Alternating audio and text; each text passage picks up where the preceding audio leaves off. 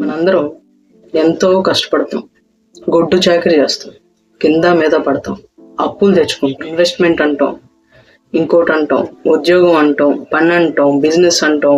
ఏది ఏ పేరు పెట్టుకున్నా, ఎవరు ఏది చేసినా దేనికోసం? 1 రూపాయి కోసం, డబ్బు కోసం, ధనం కోసం కదా. ఈ ధనం ఏదైతే ఉందో ఇది మనం దాని వెనకాల పరిగెడితే రాదు, అదే మనల్ని ఎంచుకొని వస్తే తప్ప. ఈ విషయం అందరికీ తెలిసిందే, జగమెరిగిన సత్యం ఇది. అయితే మనం ఏ వయసులో ఇది మీరు అనేదే కాదు. ఎందుకంటే నేను నా యూట్యూబ్ ఛానల్ స్టాటిస్టిక్స్ అది చూస్తూ ఉన్నప్పుడు ఎక్కువ మంది సబ్స్క్రైబర్స్ వచ్చేసి 30+ ఉన్న వాళ్ళే ఉన్నారు. కాబట్టి అయినో ఇది మీకు సంబంధించింది మాత్రమే కాదు, మీ పిల్లలకి సంబంధించి కూడా, మీ వెల్ విషర్స్, మీకంటే యంగర్ పర్సన్స్ ఎవరైతే ఉంటారో వాళ్ళకి సంబంధించిన వీడియో కూడా. ఎందుకు అంటే ఈ ధనం, ఈ ఐశ్వర్యం, ఈ రిచ్నెస్ ఏదైతే ఉందో అది ఎప్పుడు వస్తుంది? అసలు ఈ వెల్త్ అనేది ఒకరి జీవితంలో త్వరగా ఎప్పుడు వస్తుంది, ఆర్ ఎల్స్ లేట్ అవుతుందంటే ఎందుకు లేట్ అవుతుంది? ఒకరి జీవితంలో త్వరగా ఎలా ఎదుగుతున్నారు, ఇంకొకరు త్వరగా ఎలా ఎదుగుతున్నారు, ఎలా సంపాదిస్తున్నారు, ఇంకొకరు ఎందుకు తిప్పలు పడుతున్నారు? ఈవెన్ దో 40 వచ్చినా కూడా, ఈవెన్ దో 35 దాటినా కూడా స్టిల్ వాళ్ళు స్ట్రగుల్ అవుతూనే ఉంటారు ఫైనాన్షియల్.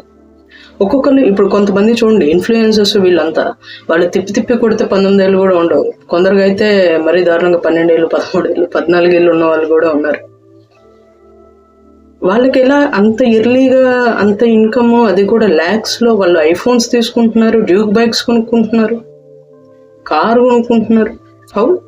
ఒక మిడిల్ క్లాస్ పర్సన్ కారు కొనాలంటే 10 లోన్లు తెచ్చుకోవాలి, కార్ లోన్ తెచ్చుకోవాలి, లేదు అంటే ఈఎంఐలో పెట్టుకోవాలి.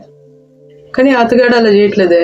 ఈ ధనం మూలం ఇదం జగత్ అనే ఊరికి లేదు. సో ఈ ధనం ఏదైతే ఉందో ఇది అందరి జీవితాలతో ఆడేసుకుంటుంది. కాబట్టి ఇది యంగర్ పీపుల్కి, అంటే ఎందుకు వాళ్ళు అంత ఎర్లీగా ఫైనాన్షియల్గా అంత ఎలా సంపాదించగలుగుతున్నారు, మనం ఎందుకు ఇంకా స్ట్రగుల్ అవుతాము? అది ఆస్ట్రాలజీలో మనం ఎలా చూడొచ్చు ఆ ఎలిమెంట్ని అనేది ఈరోజు మన వీడియో టాపిక్. సో ఖచ్చితంగా రెడీగానే ఉన్నారని అనుకుంటున్నాను. So let's get into the topic. Hello అందరికీ, welcome to my channel Astrolad Telugu. So being wealthy in a rich young age ఏదైతే ఉందో, వెనక నాకు కొచ్చి పడుకొని ఉంది, డిస్టర్బ్ చేస్తుంది. సో ఈ being rich at young age, చిన్న వయసులోనే లేదా ఎర్లీ ఇన్ ద లైఫ్లోనే డబ్బుని ఎలా సంపాదిస్తున్నారు వాళ్ళు, ధనవంతులు ఎలా అవుతున్నారు వాళ్ళు. మనం 10,000 కోసం నానా తిప్పలు పడుతుంటే వాళ్ళు లక్షలు ఎలా సంపాదిస్తున్నారు, అది కూడా జస్ట్ వాళ్ళకి నచ్చింది చేస్తూ. పెద్ద కష్టంగా కూడా సంపాదించరు, కష్టపడిపోతూ కింద మీద పడి తలకాయ తీసుకెళ్ళి నేలకేసి కొట్టుకుంటూ సంపాదించరు, ఎంజాయ్ చేస్తూ సంపాదిస్తారు. How is it possible? So దానికి వేరే ఎలిమెంట్స్ ఉన్నాయి. ఆ ప్యాషన్ అనే దాంతో ఇన్కమ్ ఎలా జనరేట్ చేస్తారు అనేది అది ఇంకో వీడియోలో చెప్తాను. ఈ వీడియోకి సంబంధించి ఎర్లీగా లైఫ్లో డబ్బు సంపాదించే కాంబినేషన్ ఏదైతే ఉందో దాని గురించి మాత్రం చెప్తాను. సో దీంట్లో 4 ఎలిమెంట్స్ మెయిన్గా ఉంటాయి. ఫస్ట్ థింగ్ బుధాదిత్య యోగం. సో ఈ బుధాదిత్య యోగం ఏదైతే ఉందో అది 11వ ఇంట్లో కానీ, లేదు అంటే 10వ ఇంట్లో కానీ, ఇది ఖచ్చితంగా ఒక ఎర్లీ స్టేజ్లోనే, ఎర్లీ ఇన్ ద లైఫ్లోనే, చిన్న వయసులోనే వాళ్ళు సంపాదన అండ్ గౌరవం అనేది చాలా బాగుంటుంది. ఎక్కువ సర్కిల్ ఏదైతే ఉందో వాళ్ళని అడోర్ చేస్తారు అన్నట్టు, వాళ్ళు వాటిని ఇన్ఫ్లుయెన్స్ చేయగలరు, చాలా మంది పీపుల్ని ఇన్ఫ్లుయెన్స్ చేయగలరు అన్నట్టు. సో దాని ద్వారా ధనం సంపాదిస్తారా అన్నట్టు, లేదా ఎర్లీ ఇన్ ద లైఫ్లోనే సెటిల్ అవుతారు, ఫైనాన్షియల్ ఫ్రీడమ్ అనేది వారికి వస్తుంది అన్నట్టు. రెండో ఎలిమెంట్ ఏంటి అంటే లక్ష్మీనారాయణ యోగం అని అంటారు. ఇది వీనస్ అలాగే బుధుడు ఎవరైతే ఉన్నారో, బుధ శుక్రులు వీళ్ళిద్దరూ కనుక కంజెక్ట్ అయ్యి కనుక మంచి క్లోజెస్ట్ కంజంక్షన్లో ఉండి, ఈ కంజంక్షన్ అనేది 11వ స్థానంలో కానీ, లేదా ధనస్థానం అయినటువంటి 2వ స్థానంలో కానీ, లేదు అంటే 3వ స్థానంలో కానీ, ఇది 2వ స్థానంలో కానీ, 3వ స్థానంలో కానీ, 11వ స్థానంలో కానీ ఉంటే లక్ష్మీనారాయణ యోగం అనేది, ఇది ఎర్లీ లైఫ్లోనే వీళ్ళు ఎర్నింగ్స్ అనేది స్టార్ట్ చేస్తారు. సో ఫైనాన్షియల్గా ఫ్రీడమ్ అనేది వాళ్ళకి వస్తుంది, వాళ్ళంతటా వాళ్ళు సంపాదించుకోవడం, ఖర్చు పెట్టుకోవడం ఇవన్నీ కూడా ఉంటాయి. ఎర్లీ ఇన్ ద లైఫ్లోనే వాళ్ళు సంపాదించడం అనేది స్టార్ట్ చేస్తారు, ఒక మంచి అమౌంట్ ఆఫ్ డీసెంట్ అమౌంట్ని మేక్ చేస్తారు అనేది అర్థం. ఇంకపోతే మూడోది రాజ్ లక్ష్మి యోగా అని అంటారు. ఇది వచ్చేసి శుక్రుడు ఇంకా చంద్రుడితోటి కలిసినటువంటి యోగం. సో ఈ 2 గ్రహాలు కనుక కేంద్ర స్థానాలైనటువంటి 1, 4, 7, 10 ఈ స్థానాలలో కనుక ఉంటే అప్పుడు ఈ యోగం బాగా పనిచేస్తున్నట్టు. అగైన్ వీరికి చిన్న వయసులోనే వీరు మంచి ఆలోచనలు కలిగి ఉండడం, లగ్జరియస్ లైఫ్ కావాలి అనుకోవడం, దానికి తగ్గట్టు ప్రణాళికలు వేసుకోవడం, ఐడియాస్ వేసుకోవడం, ఇంప్లిమెంట్ చేసుకోవడం, ఎగ్జిక్యూషన్ చేసుకోవడం, ఇవంతా కూడా ఉంటుంది. సో అది కేంద్ర స్థానాల్లో పడ్డప్పుడు ఇంకా బాగా పనిచేస్తూ ఉంటుంది. చంద్రుడు కూడా బలమైనటువంటి చంద్రుడు అయ్యి అఫ్లిక్షన్కి గురి కానటువంటి చంద్రుడు అయితే మరీ మంచిది. ఈ యోగం ఇంకా అద్భుతంగా పనిచేస్తుంది. వీళ్ళు కూడా యంగ్ ఏజ్లోనే, అంటే చిన్న వయసులోనే బాగా సంపాదించడం, మంచి స్థాయిలో ఉండడం, ఇవన్నీ కూడా ఉంటాయి. అలాగే చివరిగా ఇంకొక యోగం ఉంది. అదేంటి అంటే గురుధన యోగం అని అంటారు దాన్ని. గురుధన యోగం అని అంటారు దాన్ని. ఈ గురుధన యోగం ఏదైతే ఉందో, గురుగ్రహం ఏదైతే ఉందో అది 2వ స్థానంలో కానీ, 5వ స్థానంలో కానీ, 9వ స్థానం 9వ స్థానంలో కానీ, 11వ స్థానంలో కానీ ఉంటే అది గురుధన యోగంగా పరిగణించబడుతుంది. సో అగైన్ ఎప్పుడైతే ఈ స్థానాల్లో 2, 5, 9, 11 స్థానాల్లో గురుగ్రహం ఉంటుందో అప్పుడు వీరు మంచి ధనాభివృద్ధిని సాధిస్తారని అర్థం. చిన్న యంగ్ ఏజ్ లోనే వీళ్ళకి ఫైనాన్షియల్ గా ఒక మంచి గుర్తింపు, రాణింపు అనేది ఉంటుంది అని అర్థం. అలాగే ఆ ఫైనాన్స్ అంటే ఆ వెల్త్ ఏదైతే ఉందో అక్యూములేట్ అవుతూ పెరుగుతూ పోతుందని అర్థం. సో ఆ రకంగా ఉంటాయి అన్నమాట. ఒకవేళ గురువు 11వ ఇంటి అధిపతి అయ్యి 11లోనే ఉంటే అది మరీ మంచిది. అది అఖండ సామ్రాజ్య యోగంగా కూడా పరిగణిస్తూ ఉంటారు. సో అది ఇలాంటివి ఏవైతే ఉన్నాయో ఇవన్నీ కూడా ఏంటి అంటే ఒక రకంగా మంచి యోగాలుగా ఉంటాయి. అండ్ ఇలాంటి కాంబినేషన్స్ ఏవైతే ఉన్నాయో పర్టికులర్గా నేను చెప్పిన హౌసెస్లో ఎక్కడైతే ఉంటాయో ఆ హౌసెస్లో ఉన్నప్పుడు ఏంటి అంటే వీరు చిన్న వయసులోనే మంచి సంపాదన లేదా సంపద అనే దాన్ని కలిగి ఉంటారు. ఆరెన్స్ స్టార్ట్ చేస్తారు, ఎర్నింగ్ అని స్టార్ట్ చేస్తారు అనేది అర్థం అనమాట. ఏదైనా ఇప్పుడు మెన్షన్ చేసినటువంటి గ్రహాలు ఏమైనా ఉంటే అదైనా కామెంట్ చేయండి.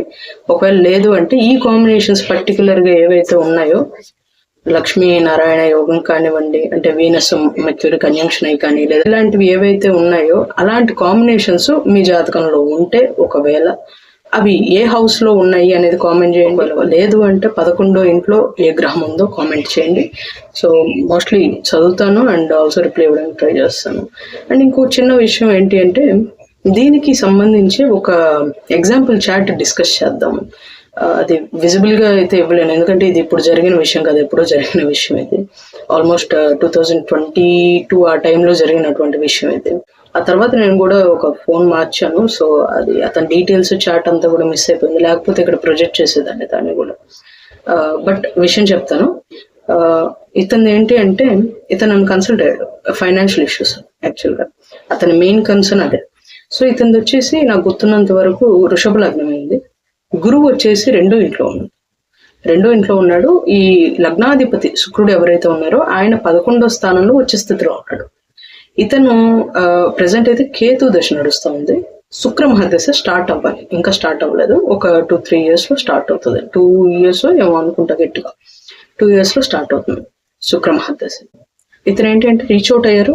అప్పుడు అతని ఏజ్ ఇదంతా కూడా నాకు ఎగ్జాక్ట్ గుర్తులేదు. నేను ఆయనకు చెప్పిన విషయం ఏంటి అంటే మీకు 32 years తర్వాత నుంచి మీకు కొంచెం బెటర్మెంట్స్ ఉంటాయండి.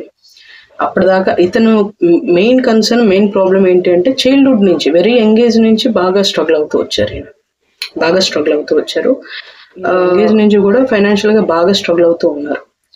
సో ఈయన ఇంతేనా నా జీవితం, ఎంతకంటే ఏమి లేదా అన్నట్టుగా అలాంటి ఒక స్థితిలో వచ్చారు. సో ఐ సెడ్ ఆయనకి ఒక ఫ్యూ రెమెడీస్, ఒక 2-3 రెమెడీస్ దీనికి రిలేటెడ్ చెప్పాను. అండ్ ఇంకోటి చెప్పింది ఏంటి అంటే మీకు 32 వయసు తర్వాత మీకు కొంచెం బెటర్మెంట్స్ ఉంటాయి, అప్పటిదాకా మాత్రం కొద్దిగా కష్టం అండి అని చెప్పి కొంచెం అట్లా భరించాల్సి వస్తుంది, మేనేజ్ చేయాల్సి వస్తుంది అని చెప్పాను. ఆ తర్వాత ఈయన ఎప్పుడో రీచ్ అవుట్ అయ్యారు. ఆ తర్వాత ఈయన ఒక 1 year తర్వాత అట్లా ఒక స్పాన్ లో ఒక 9 months 1 year తర్వాత చెప్పాడు, మేడం నాకు ఇలా ఒక ఆలోచన వచ్చింది, ఒక వెబ్సైట్ క్రియేట్ చేద్దాం అని అనుకుంటున్నాను. సో దాన్ని ఒక స్టార్ట్అప్ గా తీసుకెళ్దాం అని అనుకుంటున్నాను. సరే చేయండి, ఇది మంచి ఆలోచన అని చెప్పి నేను కూడా చెప్పడం జరిగింది. అయిపోయింది.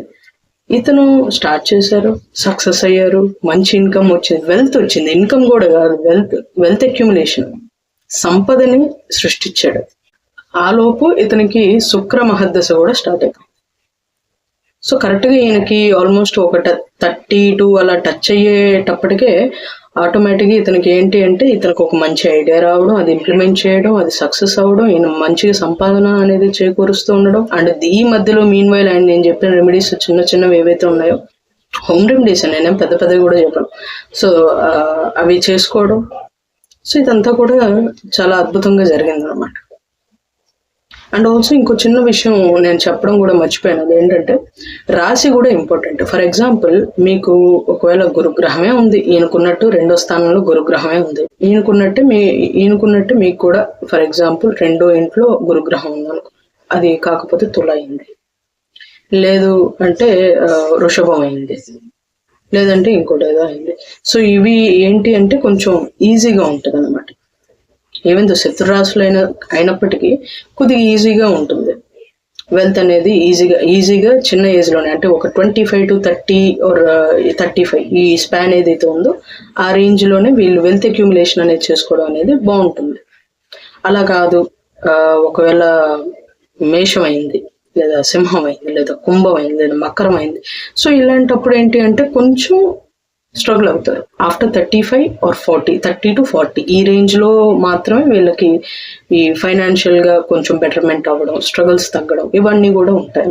సో ఇందాక చెప్పినటువంటి కాంబినేషన్స్ కనుక మీకు ఉంటే, ఇన్ కేస్ అది ఏ హౌస్లో, ఏ రాశిలో పడింది, ఏ భావంలో పడింది అనేదాన్ని తప్పకుండా కామెంట్ చేయండి. సో నేను అన్ని కామెంట్లో చదివి రిప్లై ఇవ్వడానికి ట్రై చేస్తూ ఉంటాను. సో మీరైతే ఈరోజు ఒక కొత్త విషయం తెలుసుకున్నారని అనుకుంటున్నాను. Thank you so much for watching. Thank you. నమస్తే. జై హింద్.